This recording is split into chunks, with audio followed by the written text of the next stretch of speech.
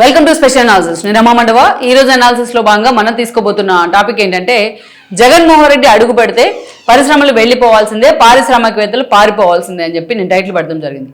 అంశం గురించి మనం మాట్లాడుకునే ప్రయత్నం చేద్దాం. జగన్మోహన్ రెడ్డి లేటెస్ట్ గా నెల్లూరు జిల్లాకు సంబంధించి జువ్వలదిన్న పర్యటన చేయడం, ఆ పర్యటనలో ఆయన చేసిన కొన్ని కామెంట్స్ ఈరోజు సోషల్ మీడియా వేదికగా అటు మీడియా వేదికగా వైరల్ అవుతూ ఉన్నాయి. అయితే మనం ఎప్పుడు కూడా చాలాసార్లు మాట్లాడుకునే క్రమంలో ఆయన అక్కడ మత్స్యకారులకు అంతగా ఉండే సమయంలో ఆయన నోటి నుంచి వచ్చిన కొన్ని డైలాగ్స్ రాష్ట్రం మొత్తం కూడా చర్చనీయాంశం అయ్యాయి.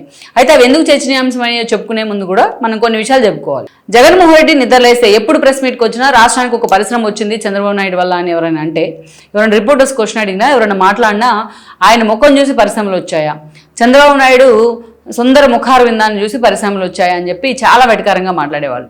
చంద్రబాబు నాయుడు ముఖార విందం కాకపోయినా ఆయన బ్రాండ్ చూసి మాత్రం పరిశ్రమలు అయితే వస్తాయి రాష్ట్రానికి. అది ఎవరు ఆయన ప్రత్యర్థులు కూడా కాదనలేని వాస్తవం.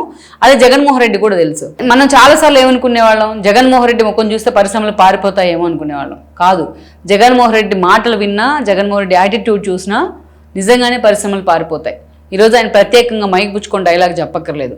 ఈరోజు జువ్వలదిన్నె వేదికగా జగన్మోహన్ రెడ్డి మాట్లాడిన కొన్ని మాటలు అయితే ఉన్నాయో రాష్ట్ర వ్యాప్తంగా రాష్ట్ర భవిష్యత్తును కూడా ప్రశ్నార్థకంలో పడేసేలా ఉన్నాయి. ఎందుకున్నాయి? ఆయన జువ్వలదిన్నె పర్యటనకు వెళ్ళారు.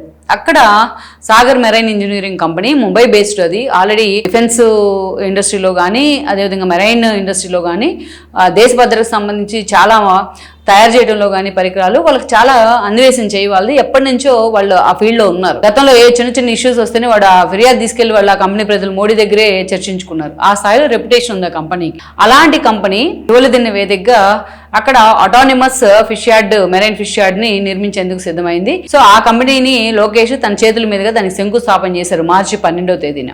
శంకుస్థాపన చేసిన తర్వాత కూడా లోకేష్ మాట్లాడారు. ఆ రోజు ఫస్ట్ ఫేజ్ లో 45 crores కేటాయించారు వాళ్ళు కంపెనీ ఎస్టాబ్లిష్మెంట్ కి. దాదాపు ఒక 750 దాకా జాబ్స్ ఉంటాయని కూడా చెప్తా ఉన్నారు. సో పూర్తి స్థాయిలో ఆ కంపెనీ తన కార్యకలాపాలను కూడా అక్కడ ప్రారంభించబోతా ఉంది. అంటే టెస్ట్ కట్ ఇప్పుడు మీకు అక్కడ వాళ్ళ సబ్మెరీన్స్ వీటన్నిటిలో కూడా వాళ్ళకి తయారు చేయడం చాలా అనుభవం ఉంది. సో ఈ క్రమంలోనే అక్కడ తీర ప్రాంతం సీషోర్ ఎక్కువగా ఉంది కాబట్టి దాన్ని ఎంచుకున్నారు వాళ్ళు. అటు ప్రభుత్వం కూడా వాళ్ళకి కేటాయించడం జరిగింది ఆ భూమి. సో అది వచ్చినంత మాత్రాన అక్కడ ఫిషర్మెన్కి వచ్చే లాస్ కూడా ఏమి ఉండదు.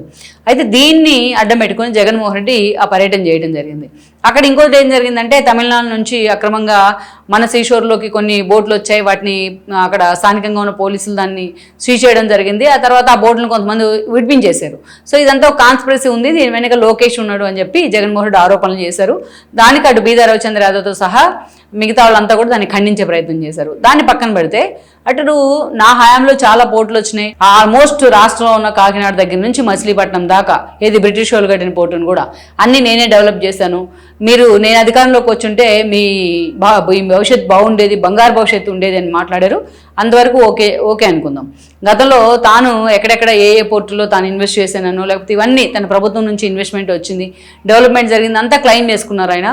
ఎవ్రీ 50 kilometers మేము ఒక ఏదైతే ఫిష్ యార్డ్ కట్టించే ప్రయత్నం చేశామని కూడా చెప్పుకునే ప్రయత్నం చేశారు. ఇవన్నీ ఒప్పుకుందాం, జగన్మోహన్ చేసినా చేయకపోయినా ఒప్పుకుందాం. కానీ అక్కడ ఆయన ఒక డైలాగ్ వేశారు, నేను కానీ మళ్ళీ అధికారంలోకి వస్తే ఏదైతే ఈ marine engineering defence company engineering company ఏదైతే ఉందో సాగర్, ఆ కంపెనీని ఇక్కడి నుంచి తరిమేస్తాను అన్నట్టుగా ఆయన మాట్లాడడం జరిగింది. ఆల్రెడీ ఆ కంపెనీ ప్రతినిధులు వచ్చి అక్కడ వర్క్ కూడా స్టార్ట్ చేసుకుని అంత ఇన్వెస్ట్ చేసుకుని ఉంటే నేను మళ్ళీ అధికారంలోకి వస్తే వాళ్ళని తరిమేస్తాను అని జగన్మోహన్ రెడ్డి మాట్లాడారు. ఇది ఈ రోజు ఒక్కడే కాదు జగన్మోహన్ రెడ్డి మాట్లాడుతుంది. మనం చూసాం వైజాగ్లో భూ కేటాయింపుల విషయంలో గురుమూర్తి లాంటి వాళ్ళు కోర్టు మెట్లెక్కే ప్రయత్నం చేస్తే కోర్టు కూడా ముట్టికాయలు వేసింది. రాష్ట్రానికి పరిశ్రమలు వస్తూ ఉంటే ప్రభుత్వం రాయితీలు ఇస్తూ ఉంటే మీకు ఎందుకు కడుపులో నొప్పి అని చెప్పి కూడా హైకోర్టు చాలా సీరియస్గా ముట్టికాయలు వేసే ప్రయత్నం చేసింది, తిట్టింది కూడా వైఎస్ఆర్సీపీని. భూములు కేటాయించకుండా పారిశ్రామికవేత్తలు ఎందుకు వస్తారు రాయితీలు ఇవ్వకుండా అని చెప్పేసి. ఇది ఒక్కటే కాదు, జగన్మోహన్ రెడ్డి ఇప్పుడు లోకేష్ వైపు నుంచి చంద్రబాబు నాయుడు వైపు నుంచి ఇనిషియేషన్ తీసుకొని ఏ కంపెనీ రాష్ట్రానికి వచ్చినా జగన్మోహన్ రెడ్డి నేను వస్తే దాన్ని మళ్ళీ వెనక్కి పంపిస్తా అని చెప్తా ఉన్నారు. మీకు గుర్తుండే ఉంటుంది, మెడికల్ కాలేజీల విషయంలో మేము వద్దంటా ఉన్నాం, ఈ అంశాన్ని మేము వ్యతిరేకిస్తూ ఉన్నాం పీపీపీ మోడల్ని అని చెప్పి జగన్మోహన్ రెడ్డి నానాయాగి చేశారు. ఆయన నర్సీపట్నం పర్యటనకు వెళ్ళారు. తన హయాంలో 15 మెడికల్ కాలేజీలు వస్తున్నాయని క్లెయిమ్ చేసుకున్నారు. పునాది స్టేజ్లో ఉన్నాయని మొత్తం మీడియా చూపించినా కూడా నేనే కట్టాను అవన్నీ అంటాడు ఆయన. సరే, దాంట్లో ఆఖరికి కోటి సంతకాల సేకరణ దాకా వెళ్ళారు. దాని వెనక మోడీ ఉన్నారని తెలిసిన తర్వాత సైలెంట్ అయ్యారు. కానీ బట్ ఆ రోజు ప్రెస్ మీట్ పెట్టి నేను వద్దంటా ఉన్నాను, ఎవరైనా సరే ప్రైవేట్ పార్ట్నర్షిప్ అనే దానిలో భాగంగా ఎవరైనా మెడికల్ కాలేజీల్లో కనుక పెట్టుబడులు పెట్టారు అంటే వాళ్ళందరినీ కూడా తరిమేస్తానని థ్రెటన్ చేయడం జరిగింది జగన్. ఇట్లాంటి చాలా ఉన్నాయి. ఇది కాక రప్ప డైలాగులు, రక్తాభిషేకాలు, మేము అధికారంలోకి వస్తే 2.0 చూపిస్తాం, ఏదైతే హోలీని రక్తంతో హోలీ ఆడతాం, రక్తాభిషేకాలు చేస్తాం, ఆఖరికి శబరిమలలో కూడా రప్ప డైలాగులే. సో ఇవన్నీ చూసిన తర్వాత రాష్ట్రంలో ఎలాంటి వాతావరణం ఉంది అనుకుంటారు వచ్చే పారిశ్రామికవేత్తలు? దట్టు దానికి తోడు గతంలో మీకు ఒక హిస్టరీ ఉంది. ఏ హిస్టరీ ఉంది మీకు గతంలో? మీరు గతంలో హెచ్ఎస్బీసీని తరిమేశారు వైజాగ్ నుంచి. మిలీనియం టవర్స్ లో ఐటీ కంపెనీస్ తీసుకొస్తే కింద మీద పడి నారా లోకేష్ ఆ రోజు ఆ కంపెనీలు మొత్తాన్ని కూడా మీ దెబ్బకి వెళ్ళిపోయిన పరిస్థితి ఉంది. కియా కార్స్ ఎంత ప్రిషియస్ ప్రాజెక్ట్ అది, అనంతపురం లాంటి వెనుకబడిన ప్రాంతానికి. అలాంటి కియా కార్స్ ఎక్స్టెన్షన్ ప్లాంట్ విషయంలో మీ సాక్షాత్తు వైఎస్ఆర్సీపీ ఎంపీ గోరంట్ల మాధవి థ్రెటన్ చేశారు వేలు పెట్టి, వాళ్ళని వేలు చూపిస్తూ. ఆ ఫోటో ఎంత పాథటిక్ గా ఉంటుంది, ఎంత నేషనల్ మీడియాలో కూడా వైరల్ అయింది అది. అసలు ఇవన్నీ పక్కన పెడదాం. మీరు శ్రీ సిటీ దగ్గర నుంచి ఎన్ని కంపెనీ మల్లేపల్లి సెజ్ దాకా ఎన్ని కంపెనీ మల్లవల్లి సెజ్ దాకా ఎన్ని కంపెనీలు మీరు తరిమేసే ప్రయత్నం చేశారు? లెక్క రాసుకోవచ్చు, మనం అన్ని చదువుకోవచ్చు లిస్టు. సరే అది పక్కన పెడదాం. మీరు ఇంకా మాట్లాడుకోవాల్సిన అంశం ఏంటి? అమర్ రాజాకి సంబంధించి ఎప్పటి నుంచి ఉంది అమర్ రాజా బ్యాటరీస్? ఒక ప్రిస్టేజ్ ప్రాజెక్ట్ కదా, వాళ్ళు ఇండిపెండెంట్గా వాళ్ళు ఎస్టాబ్లిష్ చేసిన కంపెనీని ఏ స్థాయిలో రాష్ట్రానికి తలమానికమైంది కదా అమర్ రాజా బ్యాటరీస్ అనేది. గల్లా జయదేవ్ మీద మీకున్న రాజకీయ కోపాన్ని, రాజకీయ వ్యతిరేకతను ఆ ఫ్యాక్టరీ మీద చూపించే ప్రయత్నం చేసి అతను పోయి తెలంగాణకి వెళ్ళిపోయినాడు. రాజకీయాలను కూడా వదిలేశాడు ఆయన. అలాగని తన ఫ్యాక్టరీని వదిలేసుకోలేడు కదా, అంతమంది ఎంప్లాయీస్ని రోడ్డును పడేయలేడు మీకులాగా. సో అలా ఏ కంపెనీని మీరు టచ్ చేయకుండా ఉన్నారు? ఏ కంపెనీని భయపెట్టి పారిపోయేలాగా చేయకుండా ఉన్నారు? అంతెందుకు పీపీఎల్ రద్దు చేశారు కదా, మళ్ళీ పవర్ పర్చేసెస్ అగ్రిమెంట్లు ఇప్పుడున్న గవర్నమెంట్తో కుదుర్చుకోవడానికి రావాలంటే ఎవరైనా ముందుకు వస్తారా? పీపీఎల్ రద్దు చేయడం ద్వారా మీరు కేంద్రాన్ని కూడా ఆ రోజు తప్పుపట్టినట్టు అయింది. కేంద్ర పరువు కూడా తీసే ప్రయత్నం చేశారు. పోలవరంలో ఉన్న అంతకుముందు ఇచ్చిన టెండర్స్ అన్నీ క్యాన్సిల్ చేశారు. చంద్రబాబు నాయుడు హైటెక్ సిటీ కట్టించారు. వైఎస్ రాజశేఖర రెడ్డి వస్తేనో, కిరణ్ కుమార్ రెడ్డి వస్తేనో, రోసే వస్తేనో ఆ హైటెక్ సిటీని మొత్తాన్ని డిమాలిష్ చేశారా? వాళ్ళు క్యారీ ఫార్వర్డ్ చేసుకున్నారు కదా అక్కడ నుంచి డెవలప్మెంట్ని. కానీ మీరు మొత్తం డిమాలిష్ చేసే ప్రయత్నం చేశారు.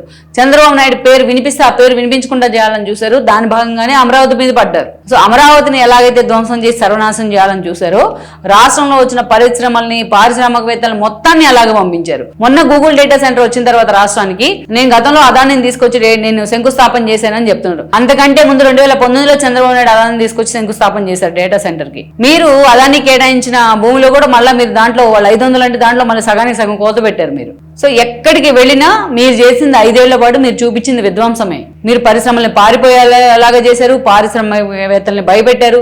పక్కన ఎక్కడో ఉన్న రాష్ట్రంలో హీరోయిన్ తీసుకొచ్చి ఇక్కడ పోలీస్ స్టేషన్లో వాళ్ళ తల్లిదండ్రులు ఆమె నిర్బంధంలో పెట్టారంటేనే అది మీకు నేషనల్ మీడియాలో వైరల్ అయితే రాష్ట్రానికి ఎంత అప్రదిష్టం ఇలాంటి ప్రభుత్వం ఉన్నప్పుడు. ఇలాంటి చాలా చర్యలు చేశారు మీరు. దాని ఇంపాక్టే ఈ రోజు 11 సీట్స్ జనాన్ని ఒక భయానికి గురి చేశారు. ఆ భయాన్ని ఇప్పుడు జగన్మోహన్ రెడ్డి కంటిన్యూ చేస్తా ఉన్నారు. ఆ నెగిటివిటీని ఆయన ఇష్టపడతా ఉంటారు. ఆ నెగిటివిటీలోనే తను హీరోగా ఆయన ప్రొజెక్ట్ చేసుకుంటా ఉంటారు. ఒక ఇల్యూజన్ లో ఉంటారు ఈ రోజు జగన్మోహన్ రెడ్డి. ఈ రోజు ఇంత విధ్వంసం జరిగిన తర్వాత అసలు రాష్ట్రానికి ఏ పరిశ్రమ అన్నా వస్తుందా? ఒక గూగుల్ ఏ డేటా సెంటర్ రావడానికి ఎంత కష్టపడి 13 నెలలు కష్టమేదని చెప్తా ఉన్నారు లోకేష్. పెట్టుబడిదారులు రాష్ట్రానికి తీసుకురావాలి. మీ ఎక్స్పీరియన్స్ చూసిన తర్వాత ఎవడు రాడు అంత ఈజీగా. వాళ్ళని తీసుకురావాలి, వాళ్ళని కన్విన్స్ చేయాలి. భూ కేటాయింపుల విషయంలో మీ నుంచి విమర్శలు లేకుండా చూసుకోవాలి. అదేవిధంగా పవర్ ఎగ్జామ్షన్స్ కానీ, వాటర్ ఎగ్జామ్షన్స్ కానీ, జిఎస్టీ ఎగ్జామ్షన్స్ కానీ, ఇవన్నిటి విషయంలో ఎక్కడ లెక్కలు తేడా రాకుండా చూసుకోవాలి. వాళ్ళని కన్విన్స్ చేసుకోవాలి ముందు అసలు రాష్ట్రంలో ఎందుకు పెట్టాలి. మిగతా రాష్ట్రాలను అన్నింటినీ వదిలేసి ఆదాగా ఉన్న ఏపీలోనే ఈరోజు అమరావతిలోనో లేకపోతే వైజాగ్లోనో ఎందుకు పెట్టాలి పరిశ్రమ అంటే ఏదో ఒక డిఫరెంట్ మిగిలిన వాళ్ళ కంటే మేము భిన్నంగా ఉన్నాము అనేది వాళ్ళ ముందు ప్రొజెక్ట్ చేసుకోవాలి. ఇన్ని చేస్తే గానీ ఒక పరిశ్రమ రాష్ట్రానికి రావట్లేదు జగన్మోహన్ రెడ్డి గారు. మీరు ఈ రోజు వచ్చేసి పెట్టుబడిదారులు భయపడేది. ఇంకా ఆఖరికి చంద్రబాబు నాయుడు ఎంత దూరం వెళ్లారు తెలుసా? మీ దెబ్బకు భయపడే నేను పారిశ్రామికవేత్తలు మీరు రండి రాష్ట్రానికి, నేను ఎస్కోర్ ఖాతాను ఓపెన్ చేస్తానని హామీ ఇచ్చారు ఆయన సిఐఏ వేదికగా. ఆ రోజు ఆనంద్ మహేంద్ర ఒక ట్వీట్ చేశారు, ఇందుకే కదా ఇన్ని విజనరీ లీడర్ అనేది అని చెప్పేసి. ఎందుకన్నారు? మీలాంటి వాళ్ళని చూసిన తర్వాతే ఆ భయం ఉండకూడదని ఈ రోజు ఎస్కోర్ ఖాతా ఓపెన్ చేస్తానంటున్నారు. అలాంటి ఒకవైపు అంత ధీమా కల్పిస్తా ఉంటే అటు చంద్రబాబు నాయుడు కానీ, పవన్ కళ్యాణ్ కానీ, లోకేష్ కానీ మీరేం చేస్తా ఉన్నారు? ఉన్న పరిశ్రమలు, వచ్చిన పరిశ్రమలు మొత్తాన్ని నేను నిలగొడతాను, నేను భయపెడతాను, వాళ్ళంతా పారిపోవాల్సిందే, నన్ను చూసాను భయపెడతా ఉంటే ఎవరు వస్తారయ్యా రాష్ట్రానికి? మీది ఏపీ కదా, మీరు ఏపీలో పుట్టలేదా జగన్మోహన్ రెడ్డి గారు? మీరు ఏపీ నుంచే కదా పుట్టి పెరిగి, ఏపీయే కదా మిమ్మల్ని ఎంపీని చేసింది, మిమ్మల్ని ఎమ్మెల్యేని చేసింది, ప్రతిపక్ష నేతను చేసింది, ముఖ్యమంత్రిని చేసింది ఏపీ ప్రజలే కదా. మీకు ఆ మాత్రం ఏపీ మీద ఆ మాత్రం కన్సర్న్ ఉండాలి కదా, మన సొంత రాష్ట్రం తలెత్తుకోవాలి అని. చంద్రబాబు నాయుడు మీద ఉన్న కోపాన్నో, లోకేష్ మీద, పవన్ కళ్యాణ్ మీద ఉన్న కోపాన్నో పారిశ్రామికవేత్తల మీద చూపిస్తే మన పిల్లల భవిష్యత్తు ఎలా ఉంటుంది? రేపు భవిష్యత్తు ఉంటుందా? అసలు రాష్ట్రానికి ఉంటుందా భవిష్యత్తు? పిల్లల దాకా వెళ్ళాం మనం. సో జగన్మోహన్ రెడ్డి గారు దయచేసి ఈ విధ్వంసకరమైన మాటలు, ఈ విధ్వంసకర విధానాలు ఇకనైనా ఆపండి, ఇకనైనా ఫుల్ స్టాప్ పెట్టండి. Please share, like and subscribe R24 Telugu YouTube channel.